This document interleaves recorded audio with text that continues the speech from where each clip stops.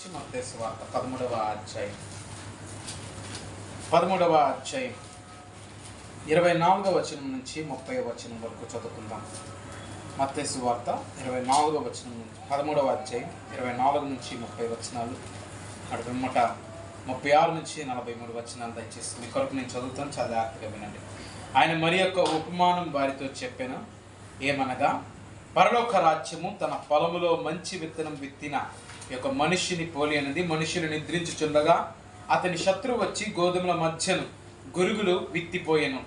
మొలకలు పెరిగి గింజ పట్టినప్పుడు గురుగులు కూడా అగపడెను.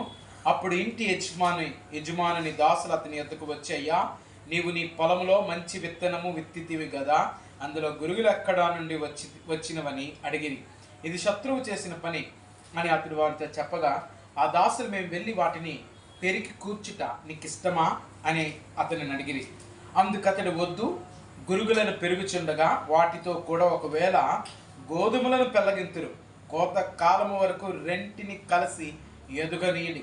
కోతకాలం ముందు గురుగులను ముందుగా కూర్చి వాటిని కాల్చివేయటకు కట్టెలు కట్టి గోధుమలను నా కొట్టులో చేర్చిపెట్టుడని కోటగాండ్రుతో చెప్పుదునని. 36వ వచనం. అప్పుడు ఆయన జనసమూహములను పంపివేసి ఇంటిలోనికి వెళ్ళగా ఆయన శిష్యులు ఆయన యొద్దకు వచ్చి పొలములోని గురుగులను గురించి ఉపమాన భావం మాకు తెలియజెప్పమనిది. అందుకు ఆయన ఇట్లనెను, మంచి విత్తనము విత్తువాడు మనుష్య కుమారుడు. పొలము లోకము, మంచి విత్తనములు రాజ్య సంబంధులు, గురుగులు దుష్టుని సంబంధులు. వాటిని విత్తిన శత్రువు అపవాది. కోత యుగ సమాప్తి, కోత కోయివారు దేవదూతలు. గురుగులు ఎలాగూ కూర్చబడి అగ్నిలో కాల్చివేయబడును, అలాగే యుగ సమాప్తి యందు జరుగును. మనుష్య కుమారుడు తన దూతలను పంపును, వారు ఆయన రాజ్యములో నుండి ఆటంకములకు సకలమైన వాటిని దుర్నీతి పనులను సమకూర్చి అగ్ని గుండములో పడవేయుదురు. అక్కడ ఏడ్పును పండ్ల కొరకటియు వండును. అప్పుడు నీతిమంతులు తమ తండ్రి రాజ్యంలో సూర్యుని వలె తేజరిల్లుదురు. చెవులు గలవాడు వినుగాక. చెవులు గలవాడు ఏం చేయాలంట? వినాలి. ఆమెన్. చెవులు లేనోడు వినలేడు కాదు, వినడు. చాలా సమయాల్లో మనకు ఒక మాట వినబడుతుంది. చెవిటోడు ముందు శంఖం ఎంత ఊదితే ఏంటి? మీరు ఒకవేళ రోడ్డు మీద వెళ్తున్నారు, బండి వేసుకుని లేకపోతే కారు వేసుకున్నాం, హారన్ కొడుతున్నాడు అంటే ఎవరికి వినబడితే ఏం చేస్తుంటే టక్క నిలగంటాడు. అదే వాడికి చెవులు పనిచేయట్లేదు అనుకోండి, నువ్వు ఎంత హారన్ కొట్టు,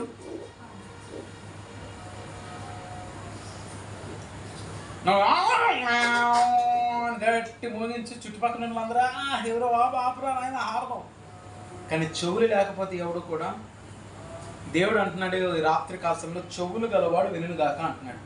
అంటూ ఒక ఉపమానం గురించి యేసుక్రీస్తు ప్రభువు ఈ రాత్రి మనతో మాట్లాడడానికి ఇష్టపడుతున్నాడు. ఆ ఉపమానం ఏంటంటే, పొలం ఉంది, పొలములో గోధుమలు విత్తబడ్డాయి. అయితే రాత్రికి రాత్రి గురుగులు కూడా విత్తబడ్డాయి. 2 మొలకలు వచ్చి చూస్తే గురుగులు అగబడటం గమనించిన దాసులు ఏం చేశారంటే, అంటే ఈ 2 కనబడగానే దాసులు వచ్చారు పరిగెట్టుకుంటూ, అయ్యా, నువ్వు గోధుమలు ఇస్తావు కదా, గురుగులు ఎక్కడి నుండి వచ్చాయి అని అన్నారు. గురుగులు ఎక్కడి నుండి వచ్చాయి అంటే ఇది శత్రువు చేసిన పని అని అన్నప్పటికీ వాళ్ళు మేము పీకేద్దామంటే వద్దు, మీరు పీకారా, గురుగులతో పాటు గోధుమలు కూడా పీకేస్తారు అని ఈ ఉపమానం అంతటిని కూడా ఎవరికి చెప్పాడు? శిష్యులకు చెప్పాడు. శిష్యులకు చెప్తే శిష్యులు వచ్చి ఇది అడిగితే దేవుడు అన్నాడు, ఆటంకపరులకు, దుర్నీతి పరులు, ఆటంకపరులు అని అన్నాడు. గురుగులు విత్తింది శత్రువు అయినటువంటి సాతాను. ఇవన్నీ చెప్పాడు. ఇంతకీ నా ప్రశ్న ఏంటంటే, మీ అందరికీ గోధుమ ఎవరు, గురుగు ఎవరు? మీరు గోధుమలా గురుగులా అని చెప్తే సరిపోయిందా? ఆ గురుగులు కూడా అదే పొలంలో ఉన్నాయి, గుర్తుపెట్టుకోండి. ఆ గురుగులు కూడా అదే పొలంలో, అదే సేద్యపరచబడిన పొలంలోనే ఉన్నాయి. ఆ గురుగులు కూడా అదే మందిరంలో ఉన్నాయి. ఆ గురుగులు కూడా అదే దేవుని స్థలం అనబడుతున్న ఆ స్థలంలోనే ఉన్నాయి. కానీ వాటి పేరేంటో తెలుసా? గురుగులు. రెండోది ఏంటి? గోధుమలు దేవుని సంబంధులు, గురుగులు దుష్టుని సంబంధాలు. గుర్తుపెట్టుకోవాలి. ఎందుకు పెరగొద్దన్నాడు తెలుసా? మీకు ఒక విషయం చెప్తున్నాను. గోధుమలు, గురుగులు ఒకేలాగా ఉంటాయి చూడటానికి. ఎలాగుంటాయి? ఒకేలాగా ఉన్నప్పుడు అంటే ఒక ఇద్దరు నిలబెట్టామనుకోండి, చూడటానికి ఇద్దరు ఎలాగుంటారు? ఒకేలాగే ఉంటారు. కానీ వారిలో ఏముంటుంది చెప్పండి? వాళ్ళు ఏముంది? వారి స్వభావాలు వేరుంటాయి, వారి ఆలోచనల విధానాలు వేరుంటాయి, వారి ఉద్దేశాలు వేరుంటాయి, వారి మాట తీరు వేరుంటుంది. ఇద్దరు వేరు వేరే, ఇద్దరు చూడటానికి ఎలా ఉంటారు? ఒకేలాగా ఉంటారు. కొన్ని సమయాల్లో మనం ఏమనుకుంటాం తెలుసా, గోధుమే చెడ్డది గురిగే మంచిది అనుకుంది అనే స్థాయి కూడా ఉంటుంది. కొంతమంది వేసే వేషంలో అంత అద్భుతంగా కనబడతాయి. ఏదో భలే ఉంటుంది మాట. నా మాటతో బూర్లు ఉండేస్తాడు రైట్ యాక్చువల్. ఏముండేస్తాడంట? మాటతో బూర్లు ఉండేస్తాడు. బూర్లు ఉండడాడు, మాటతో ఉండేస్తాడు. నువ్వు తిన్నట్టు ఉంటుంది అన్నమాట. నువ్వు తినేసినట్టు ఇంకా ఆకలి తీరిపోయింది. ఆడన్ని మాటలు అలా ఉన్నాయి. కానీ చూడటానికి అమ్మ ఇట్లా అతను తప్పు చేశాడు నేను నమ్మను. అతడు తప్పు చేశాడంటే నేను నమ్మను. ఎందుకు నమ్మవరా? నమ్మను. మంచోడు. చూడటానికి ఎలా కనబడుతున్నాడు? ఒకరోజు ఒక ఇద్దరు స్నేహితుల మధ్య గొడవ వచ్చింది. ఏమొచ్చింది? ఇద్దరు స్నేహితుల మధ్య గొడవ వచ్చింది. ఇద్దరు స్నేహితుల మధ్య గొడవ వస్తే ఒక స్నేహితుడు ఏం చేసాడంటే గుద్దితే ఆడికి ఏదో చెంప మీద పగిలిపోయింది. ఆడి చెంప పగిలిపోతే కొట్టి ఎవడు కొట్టాడు? అందరి దృష్టిలో మంచివాడు అని అనుకుంటున్నాడు చూసిరా. అందరి దృష్టిలో మంచివాడు ఆడు కొట్టాడు. అందరి దృష్టిలో చెడ్డవాడు అనబడుతున్నాడు అన్నట్టు చూసావా. ఆడు దెబ్బలు తిన్నాడు. ఈలోపు అందరూ వచ్చారు. ఈ దెబ్బ తగిలిందని కూడా చూడట్లే, రక్తం వస్తుందని కూడా చూడట్లేదంట ఆ స్నేహితుడిని. నువ్వే ఏదో చేసావు, నువ్వే ఏం చేసావు? నాకు దెబ్బకు తగిలింది, ఆడు నన్ను కొట్టాడు. ఆడు కొట్టాడు కాదు, నువ్వే గుర్తించుకున్నావట. ఏం చెప్పారు ఈ స్నేహితుడికి? నువ్వేదో చేసుకుని ఉంటావు. మంచోడు మనం అంతా కూడా వెలి చూపులు పెట్టే కదా తీర్పు. అందుకే దేవుడు అన్నాడు, దేవతలకు కూడా బాబు ఆగంటారు ఆయన. మీరు గురుగులతో పాటు గోధుమలు కూడా పీకేస్తారు. పీకేస్తే గోధుమ ఎక్కడికి వెళ్ళిపోద్ది? ఒకవేళ పీకేస్తే ఎండిపోయి అగ్నిలోకి వెళ్ళిపోద్ది. కనుక మీరు పీకకూడదు. మీరు వాటిని అలా ఉంచాలంటే ఈ రెండింటిని కోతకాలం అనేది ఒకటి ఉంది. ఆ కాలం వరకు ఏం చేయాలి? ఎదగనివ్వాలి. ఏం చేయాలి? ఆ కాలం వరకు ఏం చేయాలి? ఎదగనివ్వాలి. ప్రయత్నాలు హల్లెలూయా. ఎదగనివ్వాలి. ఆ రెండు ఎదిగిన తర్వాత దేని యొక్క వ్యత్యాసం దానికి క్లారిటీగా కనబడుతుంది. దేని వ్యత్యాసం దీనికి కనబడుతుంది, దాని వ్యత్యాసం దానికి కనబడుతుంది. దేని వ్యత్యాసం దానికే కనబడుతుంది. ఇది గుర్తుపెట్టుకోండి. ఇంతకు గోధుమ ఎవడు, గురిగేవాడు?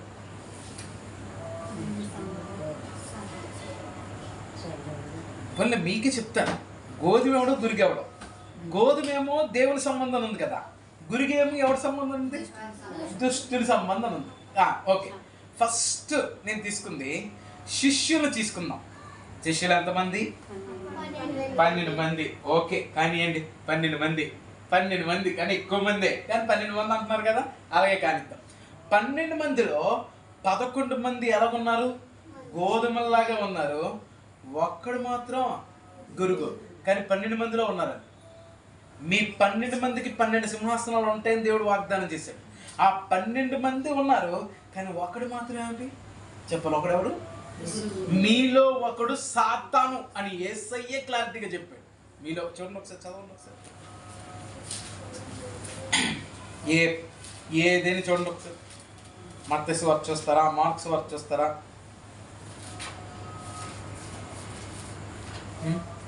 మీలో ఒకటి సాతాను అని ఉంటుంది చూడండి. ఇక్కడ ఒక దేవుడు ఉంటుంది. మార్కులో కానీ లోకాలో కానీ చూడండి త్వరగా, ఎందుకంటే మనకు సమయము మెంచిపోవచ్చు ఉన్నది.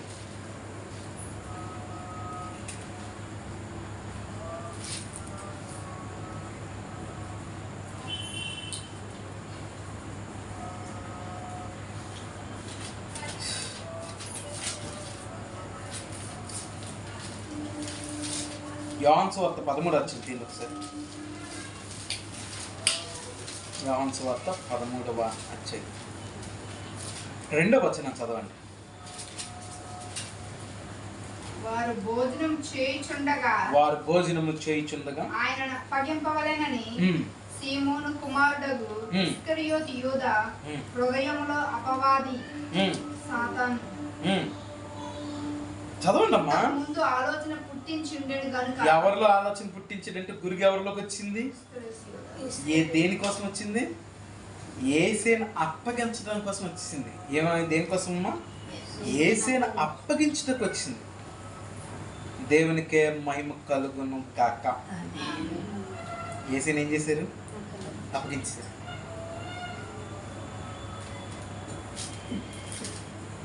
ఆ మాట ఉంటుంది నాకు, అది కావాలి, నాకు అది దొరకాలి.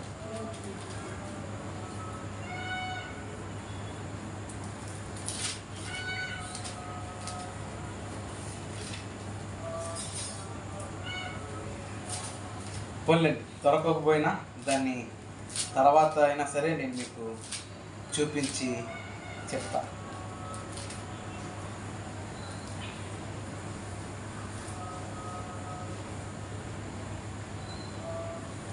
రైట్, చూద్దాం, తర్వాత చూద్దాం. దేవునికి స్తోత్రం. ఇప్పుడు చూడండి, శిష్యులు ఒకే పొలంలో ఉన్నారా లేదా? యేసుక్రీస్తుతో పాటు 3.5 సంవత్సరాలు పరిచయం చేశారు. వాళ్ళు ఒకే పొలంలో ఉన్నారు. కానీ కొంతమంది ఏమో గోధుమలుగా ఉన్నారు, మరొకడేమో గురుగు. గురుగుకు మారు మనసు విచిత్రంగా ఉంటుంది, గోధుమ మారు మనసు వేరుగా ఉంటుంది. గోధుమ అద్భుతంగా, గోధుమకి పురుగు పడుతుందా? పట్టచ్చు. దానికి ఆ మందు ఏదైనా జల్లితే అది మరలా సెట్ అయిపోయి మంచిగా ఉంటుంది. కానీ గురుగు అలా కాదు. అంటే నేను ఒకవేళ గురుగు గోధుమను పండించావా, నీకు అసలు ఏమైనా తెలుసా అని నేను ప్రశ్నించొద్దు. నేను క్రైస్తవ జీవితం కొరకు, సంఘ జీవితం కొరకు మాట్లాడుతున్నాను. ఈ గురుగులు ఎలాంటి వాళ్ళు అంటే, వీళ్ళకి ఆశ ఏముంటుందో చూద్దాం. నెంబర్ 1 ఆశ, వీళ్ళకి పదవుల మీద ఆశ ఉంటుంది. దేని మీద ఆశ ఉంటుంది? దేని మీద ఆశ ఉంటుంది? పదవుల మీద ఆశ ఉంటుంది. దేని మీద? పదవుల మీద. రాజుగా ఈయన ఉంటే ఈయన కింద మేము అందరం ఉంటాం కదా. ఆయన ఉద్దేశం వీళ్ళకి ఎప్పుడు కూడా దేవుని ఉద్దేశం, దేవుని చిత్తం, దేవుని మాయం అయ్యే ఉండదు. ఈ గురుగులకి ఏది ఉండదు. దేవుని చిత్తం అంటే వీళ్ళకి నచ్చదు. గురుగును గుర్తుపెట్టుకోండి, వీళ్ళకి దేవుని చిత్తం అంటే నచ్చదు. దేవుని వాక్యం అంటే గురుగుకు అస్సలు ఇష్టం ఉండదు. చెప్తున్నాను, ఏముండదు ఇష్టం? వాక్యం అంటే ఇష్టం ఉండదు. మనం ఇంకా మాట్లాడినా వీళ్ళకి ఎప్పుడు కూడా ఇస్కరియోతు యోధ గురించి కదా మాట్లాడుతున్నాం. వీడి దొంగ ఇస్కరియోతు యోధ గురించి యోహాను సువార్త 12వ అధ్యాయం తీయండి ఒకసారి. యోహాను సువార్త 12వ అధ్యాయం ఏమని రాయబడిందో చూడండి ఒకసారి. మీకు వచనం దొరికితే టక్కని చదవండి. 4వ వచనం నుండి చదువుతాం. యోహాను సువార్త 12వ అధ్యాయం 4వ వచనం. నా స్నేహితులైన మీతో యోహాను సువార్త 12వ అధ్యాయం 4వ వచనం. ఆయన శిష్యులలో ఒకడు, అనగా ఆయన అప్పగింపనయ్యున్న ఇస్కరియోతు యూద, ఈ అత్తరెందుకు 300 దేనారములకు ఇంచుమించు 150 రూపాయలు కావచ్చు. ఇంచుమించు 150 రూపాయలు కావచ్చు. ఇంచుమించు 150 రూపాయలు కావచ్చు. అమ్మి బీదలకు ఇయ్యలేదా నేను? అమ్మి బీదలకు ఇయ్యలేదా నేను? వాడు ఇలాగ చెప్పింది బీదల మీద శ్రద్ధ కలిగి కాదు, కానీ వాడు దొంగ అయి ఉండి ఏమై ఉండంట. చాలా సమయాల్లో డబ్బు సంచి దైవజనులు ఇస్తారు కొంతమందికి. వచ్చే కానుకలు అందరూ అయ్యాను రాని. అందులో 2 రకాల వాళ్ళు ఉంటారు. ఒక రకం మంచివాళ్ళు, వాళ్ళ కానుకను ఏమాత్రం ముట్టుకోరు, తీసుకోరు, దొంగతనం చేయరు. 2వ రకం ఉంటారు, ఆ కానుకలో కొంచెం ఎవడు చూడట్లేదుగా జేబులోకి వెళ్ళిపోతుంది. వాడు అందులో చూడండి క్లారిటీగా ఉంటుంది. వాడు ఇలా చెప్పిన బీదల మీద శ్రద్ధ కాదు, కానీ వాడు దొంగ ఉండి తన దగ్గర డబ్బు సంచి ఉండినందున అందులో వేయబడిన దొంగలించు.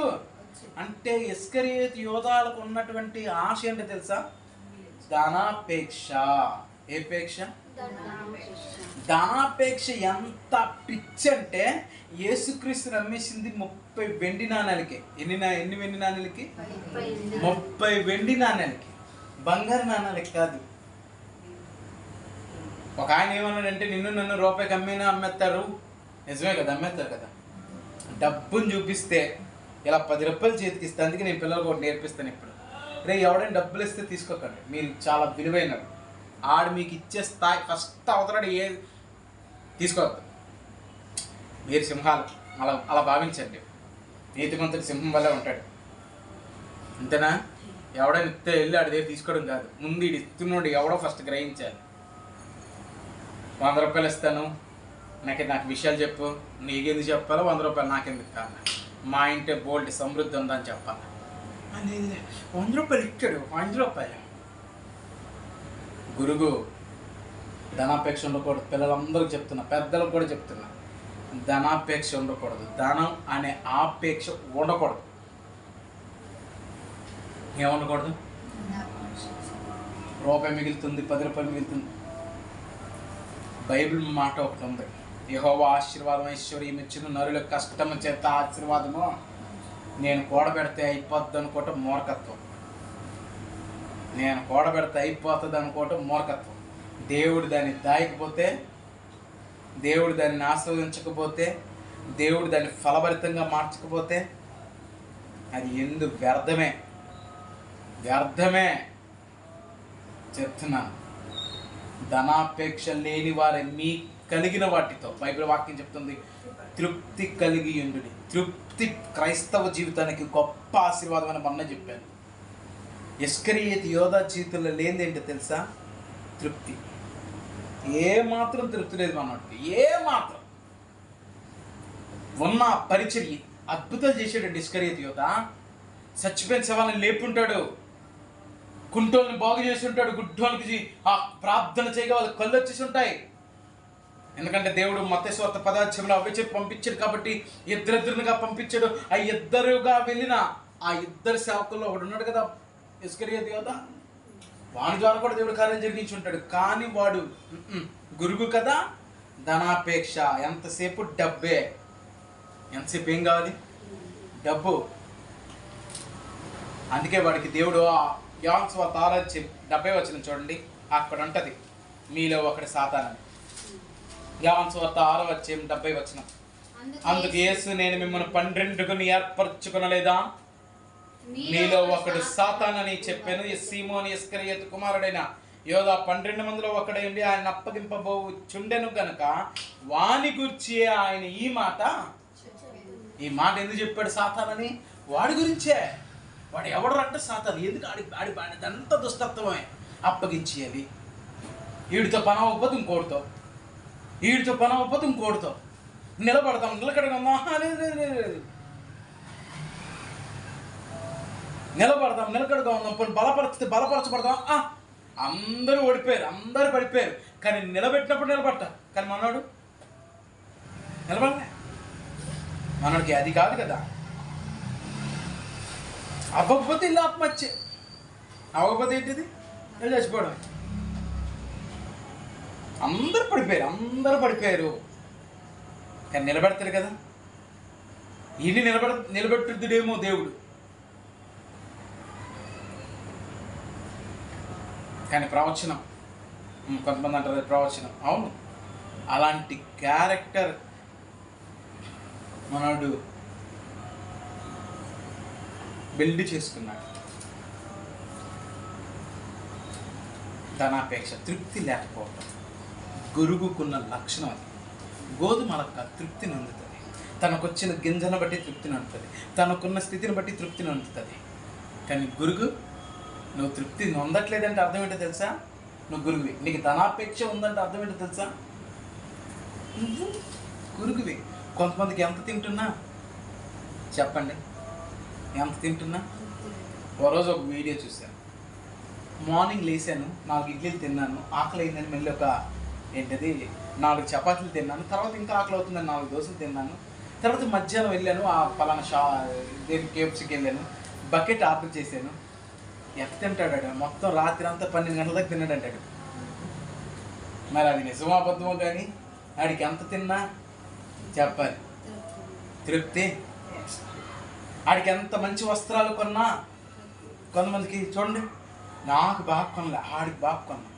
దేవానికి వస్త్రాలు ఇచ్చేవి ఎంతమంది వస్త్రాలు లేక బాధపడుతున్నారే, తిండి లేక బాధపడుతున్నారే, కప్పుకోవటానికి దుప్పటి లేక బాధపడుతున్నారు. నాకు మంచి సౌకర్యం నాకు అది లేదు, నాకు ఎలాగ ఉంది, నా పరిస్థితి ఎలాగైపోయింది. తృప్తి ఉన్నది, దేవుడు ఇచ్చాడు, మనకి ఇవ్వకుండా వెళ్ళాడు. దేవుడు ఇచ్చిందంతా ఏం చేయాలంట? తృప్తి పడండి. తృప్తి పట్టం నేర్చుకుంటే తృప్తి నొందుతున్న నీకు మరింత ఆశీర్వాదాన్ని ఇస్తాడు. తృప్తి లేనుడు ఎవడాడు? గురుగు. ఖచ్చితంగా కోతకాలం వస్తుంది, నిన్ను పెరికేసి అగ్నిలో వేసేస్తారు. కానీ తృప్తి నొందుతున్నాడు ఎక్కడ ఉంటాడు అంటే, ఇప్పుడు గుర్తుపెట్టుకోండి, తృప్తి నొందేవాడు గోధుమ, తృప్తి నొందనివాడు గురుగు. ధనాపేక్ష లేనివాడు గోధుమ, ధనాపేక్ష కలిగినవాడు గురుగు. పదవులు పరపతులు కావలసిన వాడు ఎవడు? గురుగు. పదవి కాదు, నా ప్రవ్వే నాకు ముఖ్యం అనుకున్నవాడు గోధుమ. దేవునికి మహిమ కలుగునుగాక. ఇంకొంచెం ముందుకెళ్ళిపోదువా? మంచిది. ఇద్దరు రాజులు ఇప్పుడు శిష్యుల్లో చూసాం, ఇప్పుడు ఇద్దరు రాజుల్లో చూద్దాం. ఆ ఇద్దరు రాజుల్లో ఒక రాజు ఎవరు? సౌలు. మీకు విషయం తెలుసా, ఇశ్రాయేలులో ఒకే కాలంలో ఇద్దరు రాజులు ఉన్నారు. ఎప్పుడు ఎక్కడ జరగదు. అయితే రాజ్యాలు విడిపోయిన తర్వాత ఆ రాజ్యానికి ఒక రాజు, ఈ రాజ్యానికి ఒక రాజు ఉన్నారు. కానీ ఇశ్రాయేల్ దేశంలో మాత్రం ఒకే సమయంలో ఇద్దరు రాజులు ఉన్నారు. ఒక పక్క సౌలు, ఒక పక్క దావీదు. దావీదు కూడా ఎవడు? అభిషేకింపబడిన రాజు. సౌలు కూడా అభిషేకింపబడిన రాజు. ఇప్పుడు ఇద్దరు రాజులు ఉన్నారు. ఒకళ్ళేమో గోధుమ, ఒకళ్ళేమో గురుగు. మీ అందరూ తెలుసు గోధుమ అంటే ఎవరో, గురుగు అంటే ఎవరో టక్కని చెప్పేస్తారు. ఏమని? సౌలు గురుగు, దావీదు గోధుమ. ఒడిదొడుకులు రాకుండా ఎవరికి లేవు, అందరికి ఒడిదొడుకులు వస్తాయి. ఇప్పుడు ఒడిదొడుకుల గురించి కాదు. ఎందుకు గోధుమ అవుతాడు దావీదు? దావీదు దేవుని మాటలు నెరవేర్చడానికి, దేవుని దగ్గర తను తాను తగ్గించుకుని, దేవుని దగ్గర తను తాను విచారణ పరిస్థితులను బట్టి ఎక్కడికి వెళ్ళేవాడండి? విచారణ. కానీ గురువు ఎక్కడికి వెళ్తుంది? కర్మపిశాచుడి దగ్గరికి వెళ్ళింది. అదే స్థానంలో ఉన్నారు, అదే కాలంలో ఉన్నారు ఇద్దరు రాజులు. మహా అయితే ఏం చేస్తాడా? రాజ్యం మాత్రం తీసుకుంటాడు. అదే సౌలు వాదం తెలుసా? మహా అయితే ఏమైపో అదొద్దు, మహా అయితే నో అర్థం అంటాడు కదా, రాజ్యం మాత్రమే తీసుకోగలడు, ఇంకేం తీసుకుంటాడు. సౌలు కుటుంబం అంతకంతకు నేర్చెల్లిపోవటానికి కారణం సౌలే. దావీదు కుటుంబం అంతకంతకు వర్ధిల్లడానికి కారణం దావీదు. ఇద్దరు ఒకే పొలంలో ఉన్నారు, ఇద్దరు ఒకే ప్రాంతంలో ఒకే దేశంలో ఉన్నారు. తెలుసు అసలు బెన్యామిన్ కూడా వెళ్ళింది దావీదు సంతతి వారే. బెన్యామిన్ గోత్రం వెళ్ళింది కూడా సౌలు సంతతి వారు కాదు, ఇక దావీదు సంతతి వారే వెళ్ళారు. మరి ఎన్నడూ బెన్యామిన్ గోత్రంలో ఎవరైనా రాజు అయినట్టుగా చరిత్ర లేదు.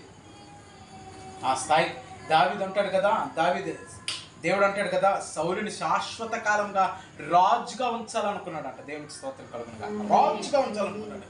ఈరోజు గోధుమ గురుగు ఏంటో తెలుసా? ఒక పక్క సౌలు, మరొక పక్క ఎవరు చెప్పండి? దావీదు. ఏంటి వీళ్ళిద్దరు? ముందు సౌలు గురుగు ఏంటో తెలిసిపోతే కదా అసలు మనకు గోధుమ ఏంటో తెలిసిపోద్ది. గురుకంతా చూడండి, తప్పుడు తీర్మానాలు, తప్పుడు వాగ్దానాలు చేయటం. తప్పుడు తీర్మానాలు, తప్పుడు వాగ్దానాలు. ఏంటి తప్పుడు తీర్మానాలు, తప్పుడు వాగ్దానాలు? తెలిసే ఇవి ఉంటాయని. మనిషి జీవితంలో తప్పుడు తీర్మానాలు, వాటిని భక్తిగా భావించే తీర్మానాలు. దరిద్రంతో నిన్ను చూస్తే దేవుడు ఉమ్మేయాలనుకుంటాడు. అసలు అటే ఉండవు, ఇటు ఉండవు, అంతా సగం సగమే. అటు ఉండవు, అయితే నా పక్క ఉండవు, లేదా ఉండాల్సిన విధంగా ఎప్పుడూ ఉండవు. నీవేమో అనుకుంటావో దాన్ని నేను భక్తిలో ఉన్నాను అంటావు. వాడు అలాగే అన్నాడు. మరోజేమో ఫిలిస్తీన్తో యుద్ధం వస్తుంది. మనోడు అన్నాడు, ఈరోజు సాయంత్రం వరకు ఆవిడ భోజనం చేయకూడదు, అందరూ ఉపవాసాలు ఉండాలన్నాడు. ఉంటాం కరెక్ట్. కానీ ఈలోపు యోనాతాన్ గారు ఏం చేశారు? ఎవడైనా సరే భోజనం చేస్తే వాడు చచ్చిపోవాలి, అంతేనా? చచ్చిపోవాలి. మనోడు వెళ్ళాడు, ఫిలిస్తీన్ కొట్టొచ్చాడు. నేడు యెహోవా ఇశ్రాయేలుకి రక్షణ కలుగజేశాడు. దేవుడు సౌలుని టెస్ట్ చేశాడు. దేవుడు అక్కడ సౌలుని ఏం చేశాడు? టెస్ట్ చేశాడు. దావీదుకి సౌలు దొరికితే ఏం చేశాడు? విడిచిపెట్టేశాడు. వస్త్రం అంట చిన్న ముక్క కోసాడంట, దానికి నొచ్చుకున్నాడు దావీదు. అయ్యో, అభిషేకింపబడిన ఆయన వస్త్రం కోసేశానే అని. నేను రాజునే కదా, నాకు అధికారం లేదా, నే చేద్దాం పదరాభిషేకమా, 4 గుద్ద అయిపోయా, ఇక ఇశ్రాయేలు రాజ్యం మీద మనమే, దావీదు చిరంజీవి అగును కాక. అది కాదు. ఏంటి తీర్మానం అయిపోయింది. ఈరోజు ఎందుకు ఇలా సంభవించింది? చీట్లు ఏంటంటే కొడుకు పేరు మీదను తండ్రి పేరు మీద నచ్చింది. ఏం చేసాడు? అక్కడ తేనె తిన్నాడంటే. ఏం తిన్నాడు? తేనె తిన్నాడు. మనోడు యోనాతాను పళ్ళు చాలా ప్రకాశించేసి, బాగా పెద్దగా ప్రకాశించాడు. ఇప్పుడు సౌలు అంటాడు యోనాతాను చచ్చిపోవాలంట. ఎవడు చచ్చిపోవాలి? యోనాతాను చచ్చిపోవాలి. దేనికి? రక్షించినందుకని. అప్పుడు ఇశ్రాయేలు ప్రజలందరూ అడ్డుపడ్డారు. నాయన ఆ పని చేయి, మాకు దేవుడు ఈరోజు రక్షణ కలుగజేశాడు. ఏం తీర్మానాలు నాయన? దావీదు మీదకి రెచ్చిపోతున్నాడు. దావీదు కత్తి పట్టుకున్నాడా? రెచ్చిపోతున్న వాళ్ళందరూ అయిపోతారు. ఎఫోత్ తీసుకురా. అభ్యత రాళ్ళతో కొడదాం అనుకున్నారంట దావీదుని. ఎఫోత్ తీసుకురా, ఎఫోత్ తీసుకురా, విచారం చేద్దాం దేవుని దగ్గర. ఈ దండు మీదకి నేను వెళ్ళాలా వద్దా అని విచారం చేద్దాం. అది సరైన ప్రార్థన. గోధుమ ఏం చేస్తుంది? సరైన ప్రార్థన. గురుగు ఏం చేస్తుంది? తనకు నచ్చినట్లుగా చేసుకుంటుంది. చాలామంది వివాహ బంధంలో ఏం చేస్తారో చెప్పమంటారు. వివాహ బంధం కాదు, ప్రతిదీ కూడా అంతే. మేము ఇచ్చేస్తున్నాం, నీ కృపను బట్టి జరుగును కాక. అది దేవుని చిత్తమా కాదా? ఇంకేం లేదు. నేను చేస్తున్న ఈ ఆరాధన దేవుని చిత్తమా కాదా? గురుగు అది.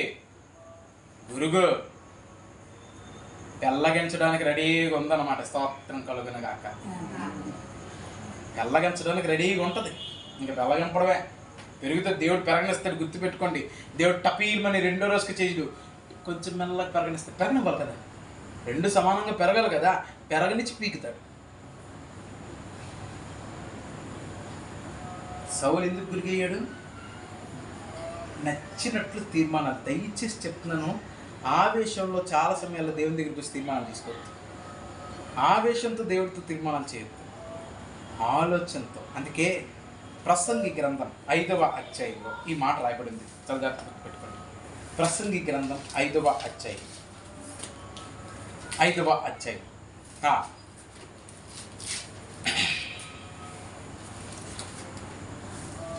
4వ వచనాన్ని చదువుతాం.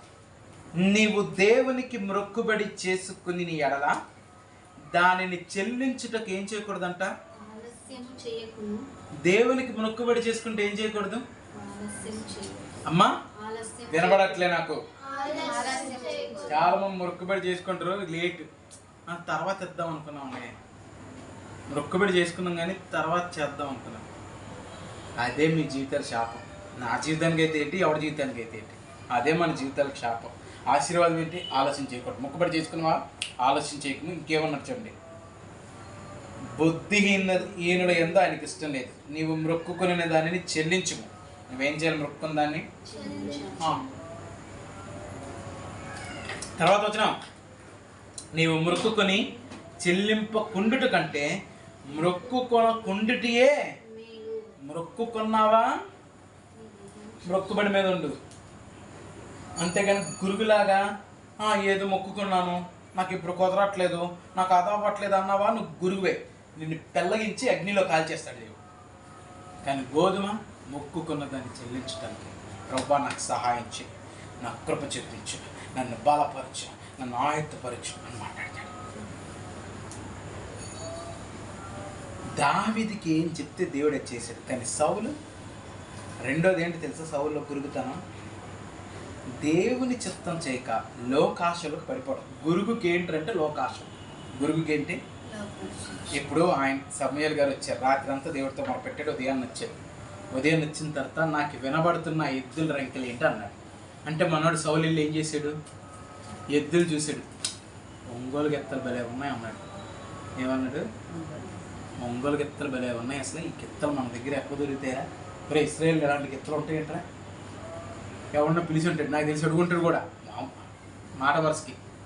రా రాజా, అయ్యా ఏ ఎద్దులు ఇవన్నీ ఆవులు ఇవన్నీ ఉన్నాయి కదా. ఎద్దులు ఉన్నాయంటే ఆవులు ఖచ్చితంగా ఉండాల్సింది కదా.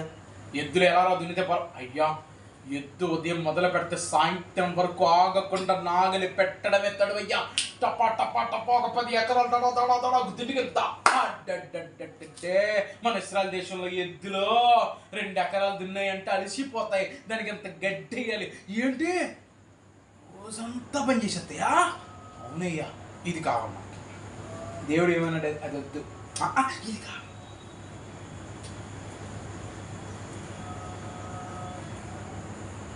ఆవులు అయ్యా లీటరు రోజుకి 5 లీటర్లు ఇచ్చేస్తాయి. అవునా? మరి మన ఊరిలో 2 పడుకొచ్చా. గేదెలు ఇంక దున్నపోతులు చెప్పక్కర్లే. నాకు వినబడుతున్న ఎద్దు రంకులు ఏంటి? లోకాశ. లోకంలాగా అల్లడలుగా ఉన్నాడు, లోకం ఎల్లడుగా ఉన్నాడు. అరే నిన్ను ఎలాగున్నావు నువ్వు? నేను దేవుడు ఇలా పెట్టాడుగా ఉండు, దేవుడు ఇలా పెట్టాడు, నిన్ను ఇలాగే ఉండు. దేవుడు నీకు రూపం ఇచ్చాడు, నీవు ఇలాగే ఉండాలి. నీ ఇలాంటాడు కొల్లేడు. నీవే, ఇంకో లేడు, నువ్వే విశిష్టమైన. అందుకే దేవుడికి ప్రతి వ్యక్తి ఒక ప్రత్యేకమైన వాడు. సౌలు అది గ్రహించలేకపోయాడు. గురువు ఎప్పుడు గ్రహించదు తెలుసా ప్రత్యేకత. ఒకవేళ దున్నుతున్నాడు అనుకోండి, గురువు ఏమనుకుంటుంది తెలుసా, వీడు అసలు ఎందుకు దున్నుతున్నాడు, ఇప్పుడు కలుపు మొక్కలు ఏమైనా పీకుదాం అనుకున్నాడు, అసలు పెక్కడానికి తినిపించాడు, ఇప్పుడు గోధుమ అని అనుకుంటుందా, సంతోషిస్తుంది. వల్ల పీకి నాలో పనికిరాని ప్రతి తీగను పెరిగి పారవేస్తున్నాడు, నేను మరింత ఫలించుట కొరకే అనుకుంటాడు. గురువు అవునా, ఏమది, ఒకే రాజ్యంలో ఉన్నారు వాళ్ళు, ఇశ్రాయేలు రాజ్యంలో ఇద్దరు ఉన్నారు. గురువు దావీదుకి దేవుడు చెప్పింది చెయ్యి. ఒకరోజు మందిరం కట్టాలనుకున్నాడు. నాతాను ప్రవక్త చెప్పాడు, బాబు మందిరం కట్టాలనుకుంటున్నాను, నేను మంచి ఇంట్లో ఉన్నాను, మందిరం కట్టబడాలి కదా, నీకు నచ్చింది చెయ్యి, బాగుంది ఆలోచన, దేవుడికి తోడుగా ఉన్నాడు అన్న నాతాను ప్రవక్త వెళ్ళిపోయాడు. ఆ రాత్రి నాతాను ప్రవక్త దేవుడు మాట్లాడాడు, వద్దని చెప్పు, నేను కుమారుని ఇస్తాను, కుమారుడు కడతాడు, ఎందుకంటే దావీదు చాలా యుద్ధాలు జరిగించాడు కనుక వద్దు అనిసానంటే వెళ్ళాడు. నన్నే వద్దంటాడు దేవుడు అనలేదే. ఇంకేం చేసేది తెలుసా, దేవుని కోసం తన దగ్గర ఉన్నంత మీరే చదవండి, మొదటి దినవృత్తాంతం 29 వచ్చాను, తన దగ్గర ఉన్నదంతా తీసుకొచ్చి ఏం చేశాడు, దేవునికి ఇచ్చాడు. దేవుని చిత్తం చేయటానికి ఇష్టపడ్డాను. గురువు ఎప్పుడు దేవుని చిత్తం చేయటానికే ఇష్టపడదు. ఆ దేవుని చిత్తం కాదమ్మా అంటే, దేవుని చిత్తం కాదా, ఏ అయినా సరే నేను చెయ్యాలి, వద్దమ్మా నేను చెయ్యాలి, ఎదగనిస్తాడు దేవుడు. చాలా సమయాలు ఏంటి త్వరగా ఏం రావట్లేదు ఏంటి అంటావా, ఫస్ట్ ఎదగనిస్తాడు దేవుడు. ఆరిపోయే దీపానికి ఏమెక్కువ, అది చేస్తాడు, వెలిగించేస్తాడు, బాగా మండించేస్తాడు. అసలు ఒక్కసారి ఆ మంట ఓడో దేవుడికే మహిమ, హల్లెలూయా. అమ్మాయి గోధుమ గురువే, దేవుని చిత్తం చేయకపోతే నువ్వు గురువువే, చిత్తం చేస్తేనే గోధుమవి. ఇలా చెప్పుకుంటూ పోతే సౌలు జీవితంలో సగానికి సగం గురువు జీవితం. మొదటి శిష్యుల్లో చూసాం, రెండోది రాజుల్లో చూసాం, సంఘంలో కొంతమంది చూద్దాం. అపోస్తల కార్యం 8వ అధ్యాయంలో ఫిలిప్ గారు ఒక పట్టణానికి వెళ్ళారు. ఆ పట్టణం పేరు సమరయ. ఆ పట్టణం పేరేంటి, అక్కడ అందరూ ఉన్నారు. సమరయలు అందరూ కూడా ఫిలిప్ యొక్క సువార్త విని మారు మనసు పొంది బాప్తిసం తీసుకున్నారు. తీసుకున్న తర్వాత వీరు ఏం చేయబడాలి, ఇప్పుడు పరిశుద్ధ ఆత్మతో నింపబడాలి. వెంటనే ఎవరిని పిలిపించారు, పేతురును యోహానును అపోస్తలుని పిలిపించారు. అపోస్తలు వచ్చారు, వారి మీద చేతులు ఉంచారు. చేతులు ఉంచితే ఏమైంది, పరిశుద్ధాత్ముడు వారి మీదకి ఏమయ్యాడు, దిగాడు. దేవునికి మహిమ కలుగును గాక, హల్లెలూయా. పరిశుద్ధాత్ముడు ఈ లోపు ఒక లేచిన గురువు పేతురు గారి దగ్గరికి వచ్చారు. డబ్బు ఆయన ముందు పెట్టి, ఏం పెట్టి, డబ్బు ఆయన ముందు పెట్టి, ఆ వారం నాకు కూడా కావాలి. ఏం పెట్టంట చెప్పాలి, ఏం పెట్టి, డబ్బు. దీనికి ఉదాహరణ చెప్పిన గురువులకి కానుకిచ్చి ఎట్టయినా సరే మనకు వచ్చేయాలండి, అది అన్యాయం అమ్మ, అయినా సరే కానుక పెడుతున్నాం కదా, ఏం పెడుతున్నాం, నీ కానుక నువ్వే పెట్టుకో, నీ కానుక నువ్వే పెట్టుకో, మంచిది. ఆ కానుక లేవు. ఆయన పేతురు దైవచనుడు గద్దించాడు, నువ్వు ఘోరమైన దుష్టత్వంలోను దుర్నీతిలో ఉన్నావు, గారిని వాడైనా.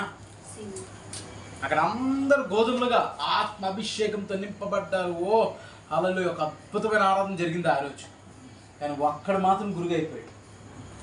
ఆయన ఎంతకి బాగానే ఉందా, అయినా సరే ఏమంటాడు తెలుసా, మీరే నా కోసం ప్రార్థన చేసేయండి, ఇవేవి రాకుండా ఉండడానికి మీరే నా కోసం ప్రార్థన చేయండి.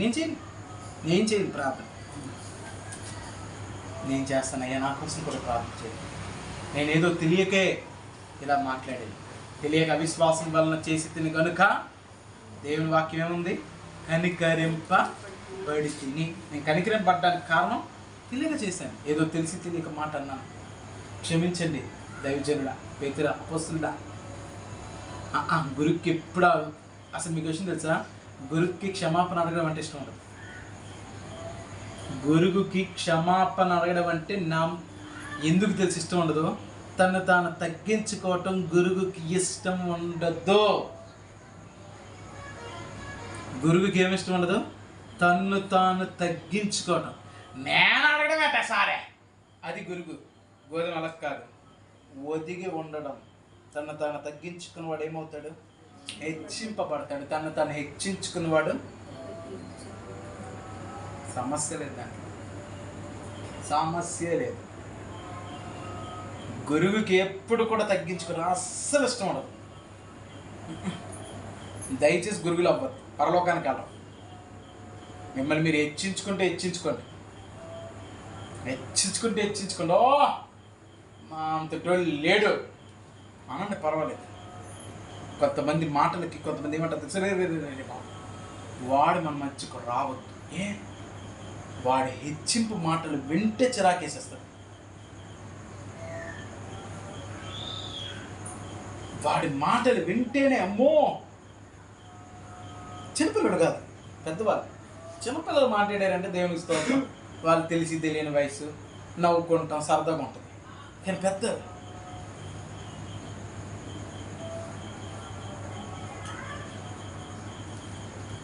అర్థమవుతుందా? వృద్ధి తను తాను తగ్గించుకునేవాడు ఎప్పటికీ హెచ్చింపడతాడు. తను తాను హెచ్చించుకున్న ప్రతి వాడు చెప్పాలి తగ్గింపబడుతూనే ఉంటాడు. నువ్వు ఎంత హెచ్చించుకుంటావో అంత కిందకి వెళ్ళిపోతావు.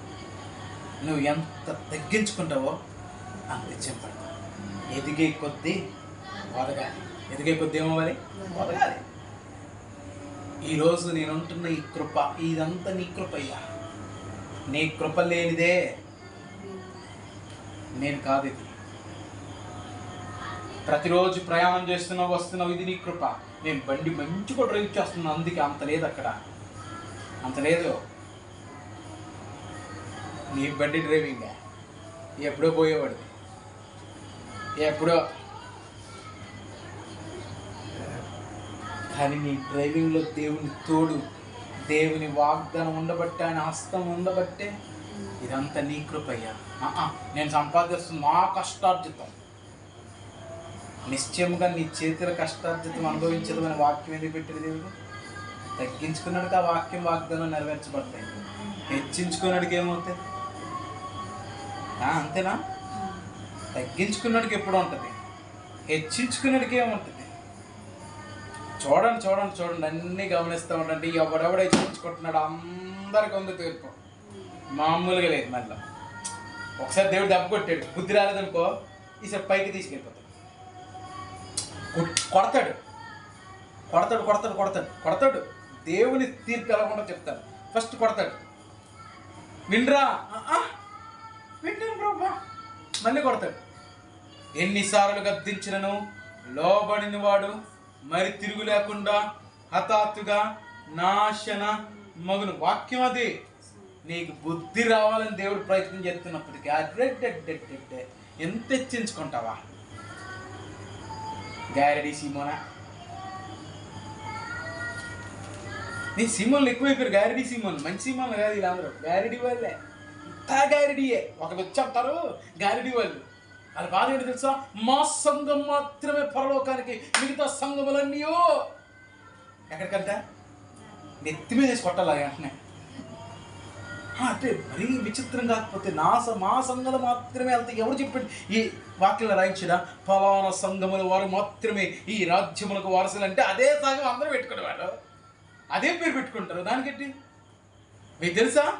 బైబిల్లో మాట ఉంది, నీ పేరు మాత్రమే మాకు ఈ చాలు అన్నారంట. ఎందుకు? యెరూషలేములో దాఖలైతే ప్రతి వాడు పరిశుద్ధుడే. పరిశుద్ధత అంటే మా సంఘంలోనే, ఇంకెవరు లేదు. పరిశుద్ధి అంటే తెల్ల బట్టలు, తెల్ల బట్టల ఆరాధన, ఇదే పరిశుద్ధత. ఎవరు చెప్పారు? పరిశుద్ధతని ఒకవేళ లెక్క కడితే దేవుని వాక్య ప్రకారంగా చూస్తే, యాజకుని పరిశుద్ధత, సంఘ పరిశుద్ధత గురించి మాట్లాడితే సమయంలో సరిపోవు. ఇప్పుడు ముందా గురువు నుంచి బయటికి రండి అయ్యా, తగ్గించుకోండి మిమ్మల్ని మీరు.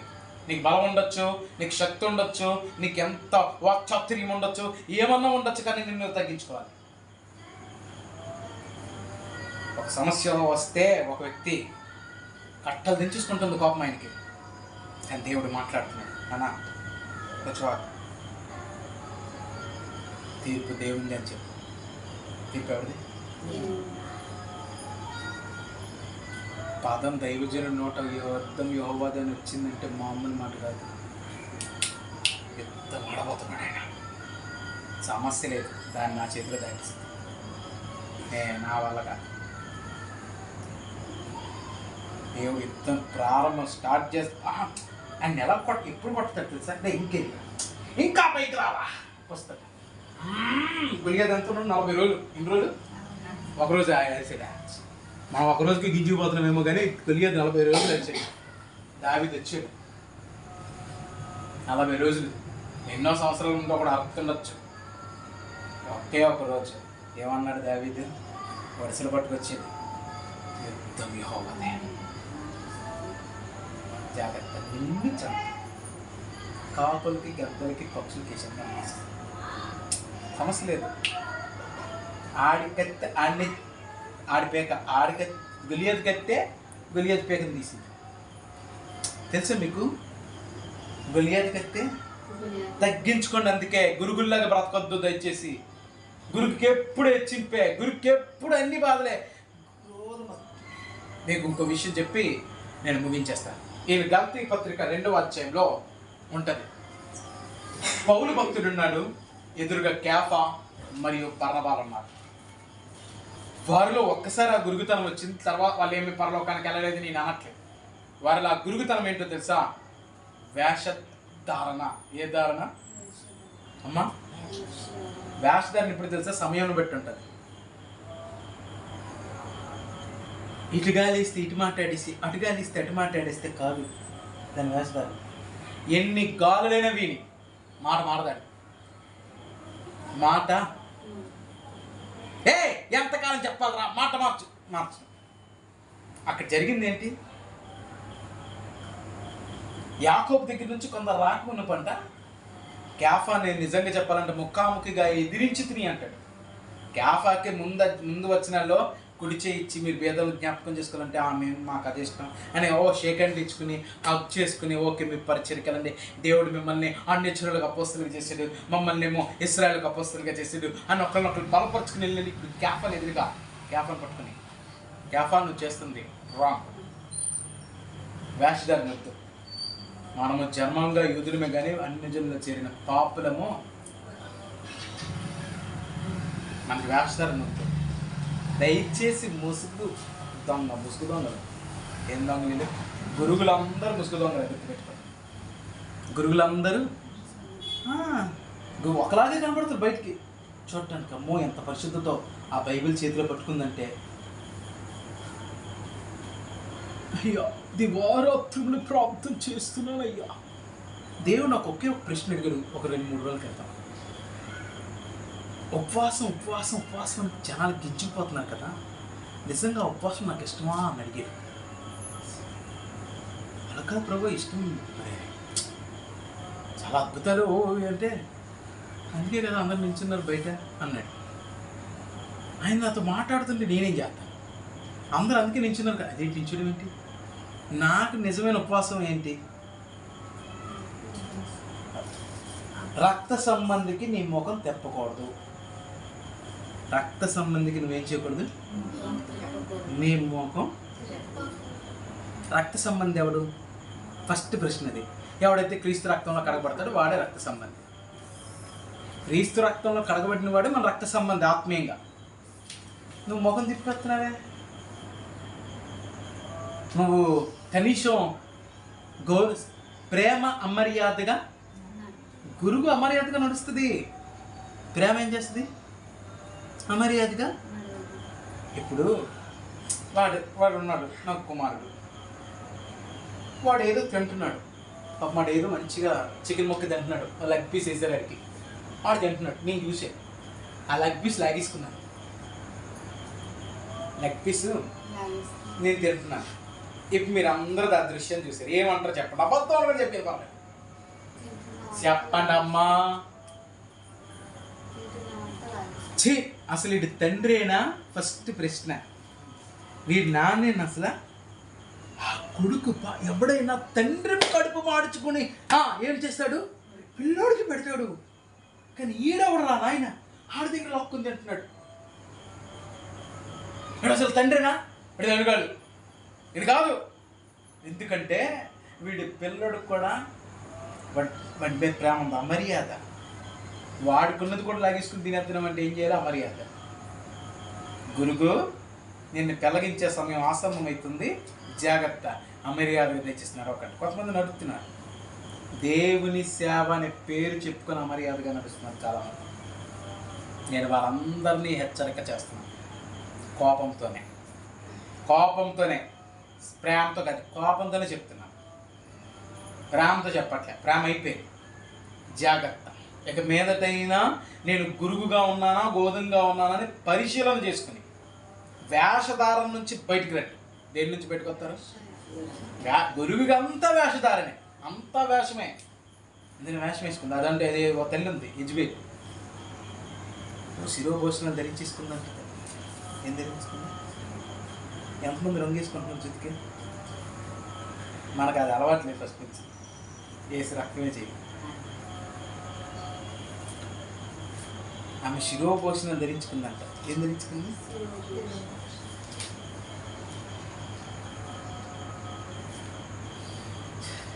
కృత్రిమం అంతా. బైబిల్ ఇలా చంకలో పెట్టుకుని వేషధారులు చెప్తే నిలబడి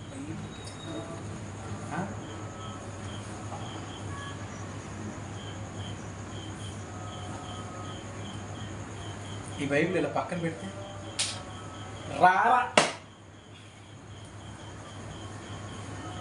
ఏంటిది? వేషధారణ.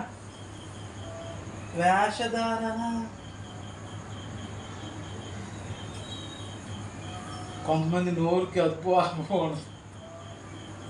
అమ్మ మీరు ఏం మాట్లాడుతున్నారు మీరు గ్రహించండి అమ్మ, దయచేసి చెప్తున్నా అందరికీ.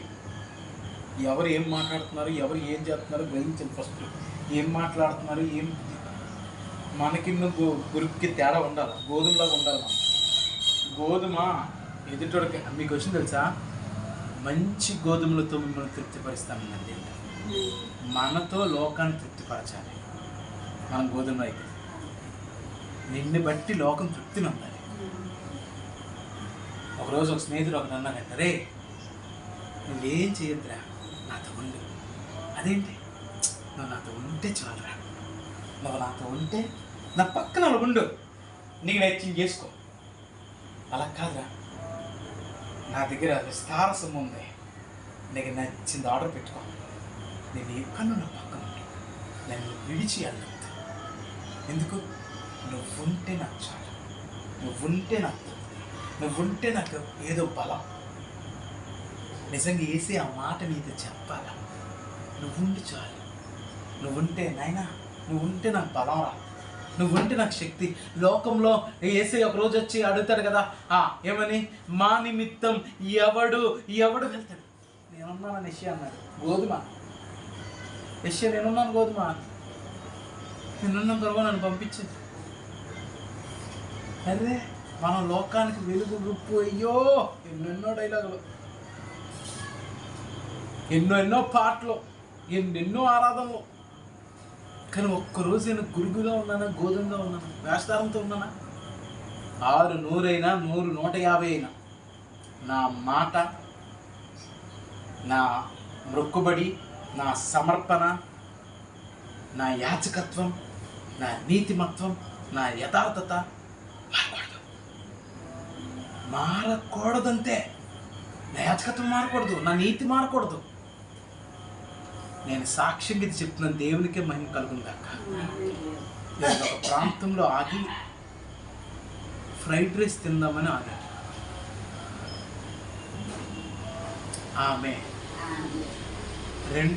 ఆమె ఆ ఫ్రైడ్ రైస్ పెట్టిన తల్లి తింటున్నాను. మాటల్లో, నన్ను అడిగిన మాటల్లో ఆమె నిజంగా నాకు ఆదరణ. మాట ఏ పనైనా నేను దేవుని మాట లేకుండా చేయనమ్మా, దేవుడు నాకు చెప్పితే ఎంతమంది నన్ను అవమానించినా పర్వాలేదు, ఆ పని నేను చేస్తానంటే. ఇలాంటి సేవకులు కూడా ఉంటారా? సమస్తమైన దేవునికే కలుగును కాక. వెంటనే భర్త అంటాడు, అయ్యా మీరు ఊరకే మా ఇక్కడికి ఊరకే రాలేదు, దేవుడు మిమ్మల్ని కదిలిస్తే దేవుడు మిమ్మల్ని పంపిస్తే మీరు వచ్చారు. మిమ్మల్ని కలవటం మేము మా జీవితంలో ఆశీర్వాదముగా భావిస్తున్నాం. దేవునికే మహిమ కలుగును కాక. గురుగే గోధుమ ఎప్పుడు కూడా గుర్తుపెట్టుకోండి, ఇతరులకి తృప్తినేస్తుంది. గురుగు ఎప్పుడు మీ విజ్ఞతకి మీ ఆలోచనకి వదిలేస్తాం. ఎలా ఉంటారు మీరు? గురుగ్గా ఉంటారు, గోధుమగా ఉంటారు? వేషధారం నుంచి బయటకు వచ్చి చాలా విషయాలు ఉన్నాయి. తర్వాత కాలంలో గురువు యొక్క స్వభావం ఏమిటో మరింతగా నేర్చుకుందాం. గోధుమల గురించి కూడా నేర్చుకుందాం. దేవునికి మహిమ కలుగును గాక. ప్రార్థన చేసుకుందాం. తలలో ఉంచండి, ప్రార్థన.